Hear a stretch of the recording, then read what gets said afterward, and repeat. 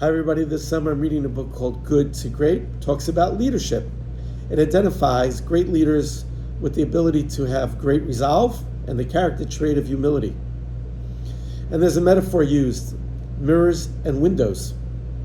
Great leaders will look outside the window, look outside themselves to credit the success of the company to others. So they look out the window. And when things don't go well, they look in the mirror and they look at themselves and they take responsibility. The poor leaders will look outside the window when things are going bad, point the finger and blame others. And when things are going well for the company, they look in that same mirror and they take credit for themselves. In this week's parasha, Balak, Bilam is hired as a prophet to curse the Jewish people. And when it's not working out, Balak, he's the king of Midian, says to Bilam, maybe the place isn't the right place. Now, Bilam knows very well through prophecy that he will be unable to curse the Jewish people.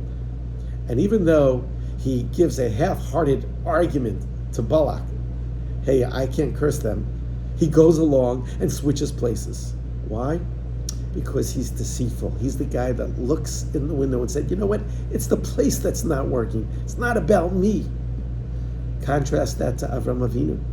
When Avram prays for Sodom and is answered in the negative, he comes back this next day and he prays in the same place.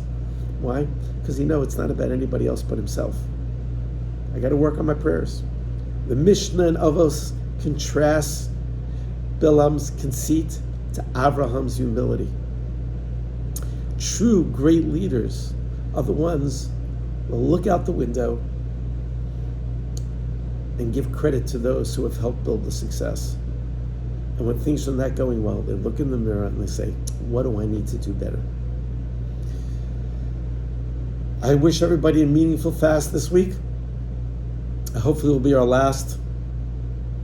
Wishing everybody Shabbat Shalom. Again, please consider subscribing and please pass it forward if you like what you hear. Shabbat Shalom.